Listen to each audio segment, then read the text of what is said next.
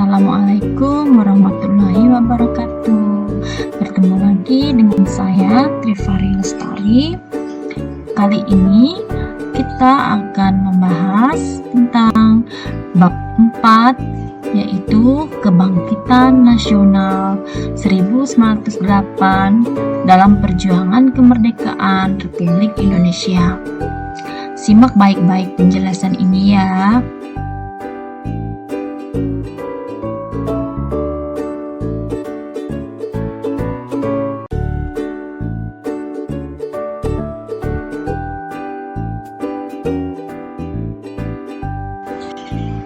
Kompetensi dasar pada bab ini adalah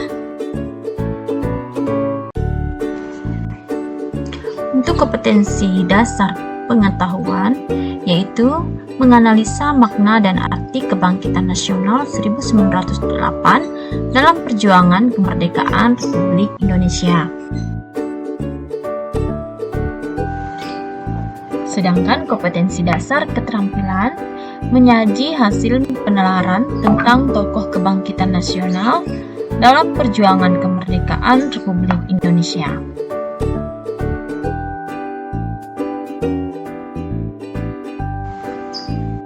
Tujuan pembelajaran.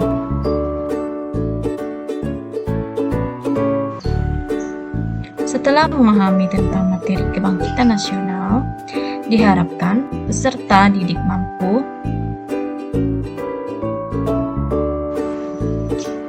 menjelaskan makna dan arti penting kebangkitan nasional, menumbuhkan semangat kebangkitan nasional melalui tindakan yang nyata,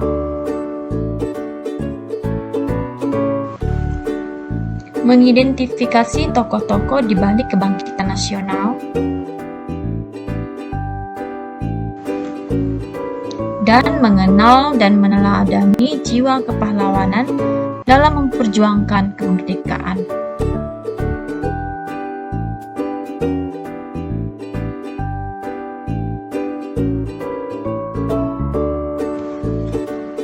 Kebangkitan nasional. Kebangkitan nasional merupakan masa bangkitnya semangat persatuan, kesatuan, dan nasionalisme, serta kesadaran untuk memperjuangkan negara Indonesia. Kebangkitan nasional merupakan peristiwa luar biasa bagi Indonesia, terutama dalam perjuangan meraih kemerdekaan. Apa latar belakang kebangkitan nasional? Bagaimanakah makna dan arti penting kebangkitan nasional dalam memperjuangkan meraih kemerdekaan? Simak penjelasan dalam materi berikut ini.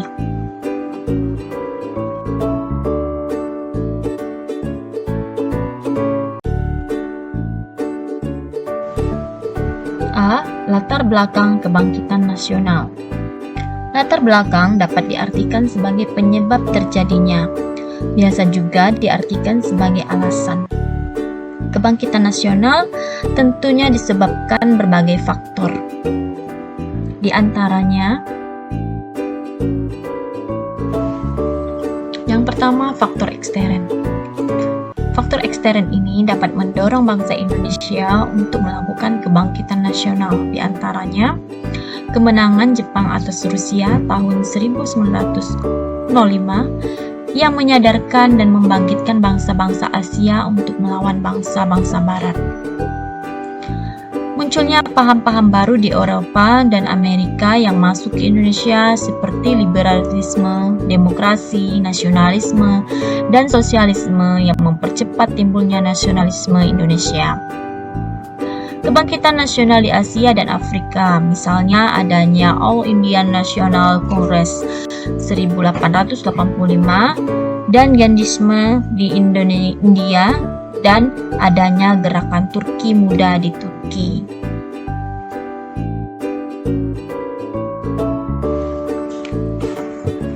Yang kedua adalah faktor intern. Adanya penjajahan yang mengakibatkan penderitaan rakyat, adanya kenangan akan kejayaan masa lalu, munculnya kaum intelektual yang menjadi pemimpin pergerakan nasional, yaitu munculnya kaum terpelajar. Kedua faktor tersebut saling terkait. kondisi bangsa Indonesia yang tertindas oleh penjajahan menjadi api yang membakar semangat pelajar waktu itu untuk bangkit melakukan perubahan. Tidak akan ada kebangkitan nasional jika kondisi bangsa Indonesia dari awal sudah sejahtera lahir dan batin.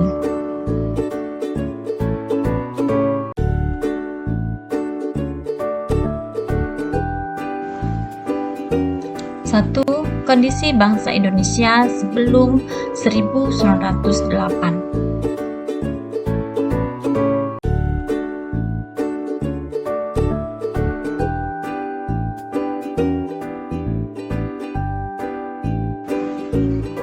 Coba kalian perhatikan gambar di samping. Kondisi bangsa Indonesia sebelum 1908 sangat memprihatinkan.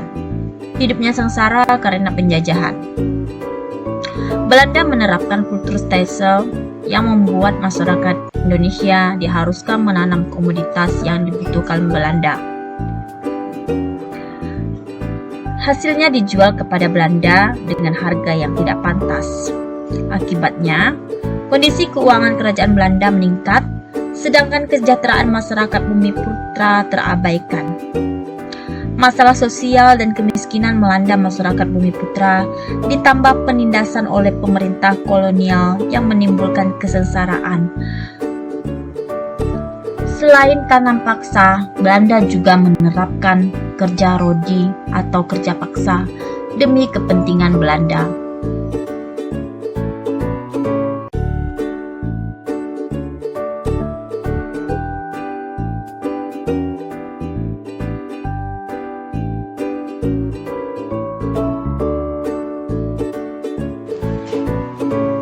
Kondisi itulah yang mendorong sikap kritis di berbagai kalangan.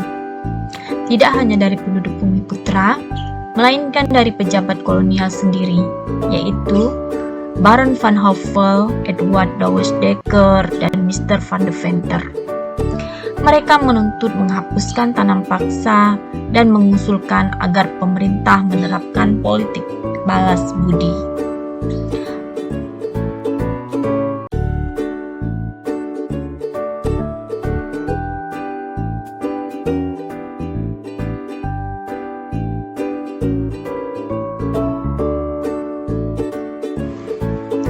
Salah satu dampak pelaksanaan politik etis adalah melahirkan golongan cerdik. Karena berkat diselenggarakannya pendidikan atau cendekiawan, sekolah-sekolah yang ada pada waktu itu adalah HIS atau Holland Indians School yang diperuntukkan bagi keturunan Indonesia asli yang berada pada golongan atas. Sedangkan untuk golongan Indonesia asli dari kelas bawah disediakan sekolah kelas 2.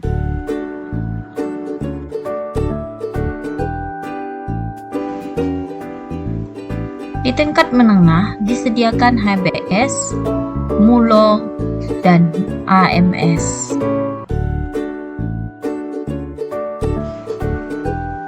Untuk pendidikan tinggi, ada pendidikan tinggi teknik, sekolah tinggi hukum, dan sekolah tinggi kedokteran yang berkembang sejak dari Sekolah Dokter Jawa, Stovia, Nias, dan GHS.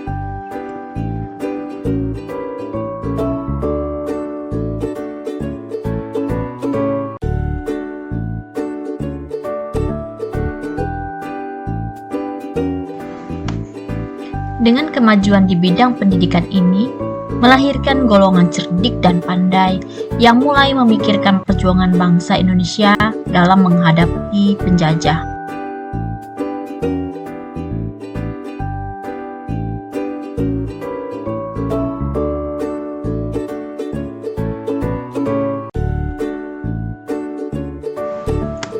Dua, tokoh perintis Kebangkitan Nasional 1908. Kebangkitan nasional tidak muncul dengan sendirinya. Ada tokoh-tokoh di balik munculnya Kebangkitan Nasional 1908. Tokoh perintis berarti pelopor, yaitu orang atau organisasi yang melakukan usaha pertama atau pemulaan. Perintis kebangkitan nasional dalam perjuangan kemerdekaan Republik Indonesia berarti orang atau organisasi yang mengawali lahirnya kebangkitan nasional. Siapakah tokoh perintis tersebut?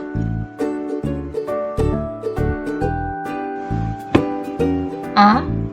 Wahidin Sudirohusodo.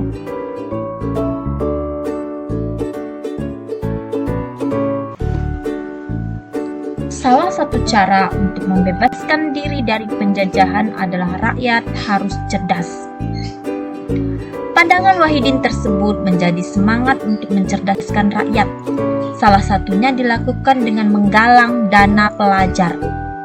Dana tersebut diberikan kepada pemuda-pemuda cerdas yang tidak mampu melanjutkan sekolahnya karena terkendala biaya.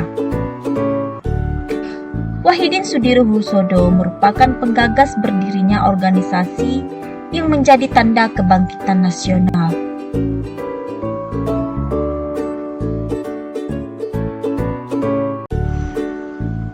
Organisasi tersebut adalah Budi Utomo. Di Jakarta, beliau mengunjungi para pelajar Stovia. Wahidin menjelaskan gagasannya dan menganjurkan agar para pelajar Stovia mendirikan organisasi yang bertujuan memajukan pendidikan dan meningkatkan martabat bangsa.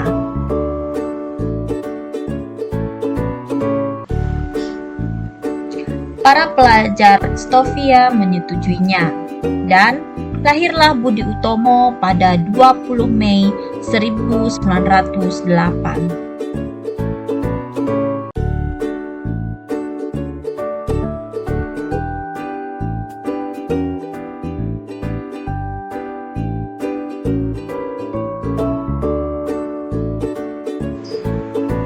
Dr. Sutomo adalah ketua organisasi Budi Utomo yang didirikan pelajar Stovia. Beliau merupakan perintis kebangkitan nasional. Karena atas usaha Dr. Sutomo dan pelajar Stovia, mereka berhasil mendirikan Budi Utomo. Budi Utomo merupakan organisasi pergerakan yang bercorak modern. Organisasi ini memiliki anggaran dasar, anggaran rumah tangga, tujuan, dan dukungan massa yang jelas.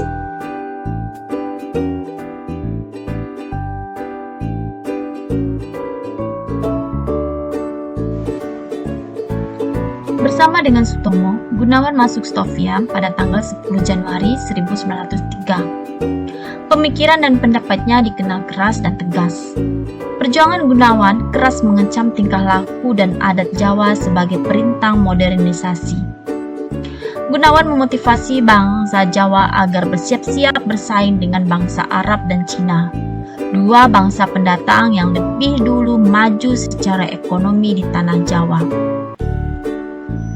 Pada awal berdirinya organisasi Budi Utomo, Gunawan bertugas laksana juru bicara organisasi dengan memberikan keterangan kepada pers, meskipun jabatan resminya adalah sekretaris dua organisasi.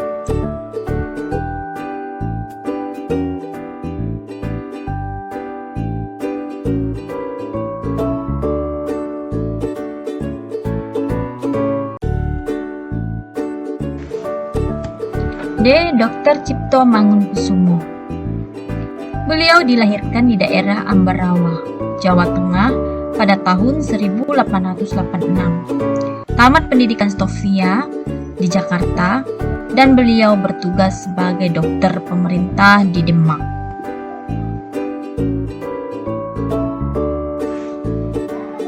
Beliau banyak menulis tentang penderitaan rakyat yang dimuat di harian The Express. Akibat dari penulisan tersebut, beliau diberhentikan dari jabatannya. Dr. Cipto Mangunkusumo menginginkan Budi Utomo sebagai organisasi politik yang harus bergerak secara demokratis dan terbuka bagi semua rakyat Indonesia.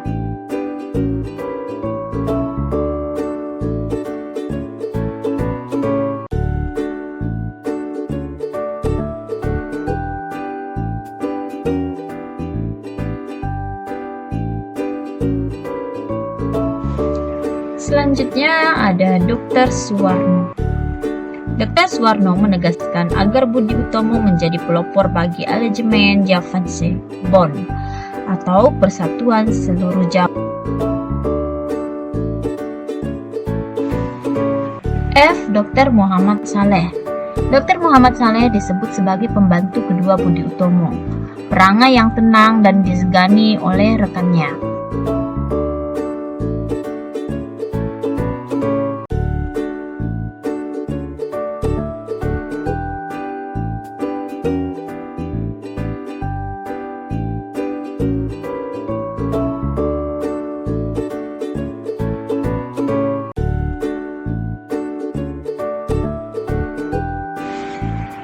A. Budi Utomo.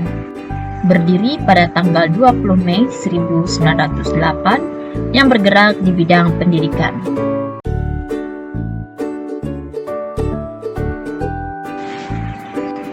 B. Sarekat Islam. Didirikan di Surakarta tahun 1909 yang dahulunya bernama Sarekat Dagang Islam. Bergerak di bidang pendidikan dan perdagangan sesuai dengan syariat Islam.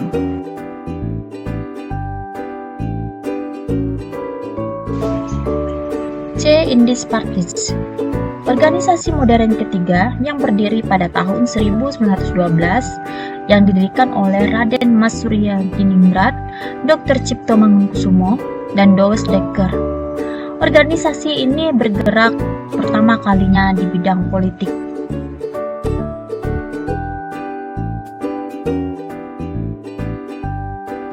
D. Perhimpunan Indonesia. Berdiri di Belanda tahun 1924 yang bergerak di bidang politik kedua setelah Indis Partis. 3. Organisasi pada masa kebangkitan nasional.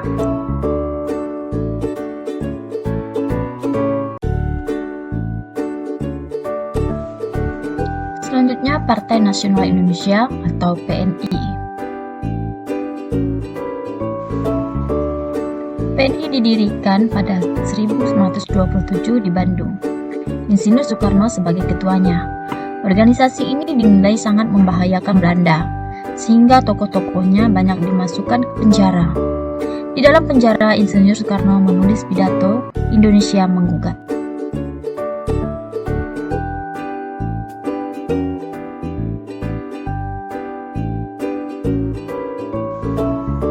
Berdasarkan pemaparan tentang kebangkitan nasional tersebut, dapat disimpulkan bahwa kebangkitan nasional Indonesia didorong oleh berbagai faktor, baik faktor dari dalam negeri maupun faktor dari luar negeri. Adapun ciri-ciri organisasi pergerakan nasional yaitu 1. Keanggotaannya tidak didasarkan atas kelompok etnis atau suku tertentu, melainkan beberapa kelompok etnis. Yang kedua, sebagian besar pemimpin pergerakan nasional berasal dari kalangan terdidik. Ketiga, organisasi-organisasi pergerakan nasional tersebut memiliki tujuan yang jelas. Dan keempat, organisasi-organisasi pergerakan nasional memiliki paham kebangsaan atau nasionalisme. Demikianlah pembahasan mengenai latar belakang kebangkitan nasional 1908.